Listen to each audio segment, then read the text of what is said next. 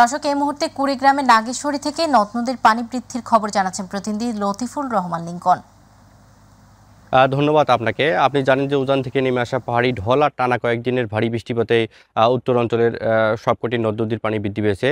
তো পানি বৃদ্ধির সাথে সাথে কিন্তু এই অঞ্চলের এবারে কিন্তু তৃতীয় দফায় বন্যা কিন্তু হচ্ছে। এই তৃতীয় দফা বন্যায় বিশেষ করে চর অঞ্চল ও নিম্ন অঞ্চলের যে আমন চাষ আছে, সেই আমন চাষিদের কপালে কিন্তু অনেকটা দুশ্চিন্তার ভাঁজ পড়েছে। কৃষকরা যেটি জানিয়েছে যে এবারের বন্যার যে নদী দিয়ে পানি আসতেছে, সেই পানিটা কিন্তু অনেকটা ঘোলা পানি। এই ঘোলা পানি কিন্তু ফসলি জমির উপর দিয়ে প্রবাহিত হলে কিন্তু ফসলের মারাত্মক ক্ষতি হবে।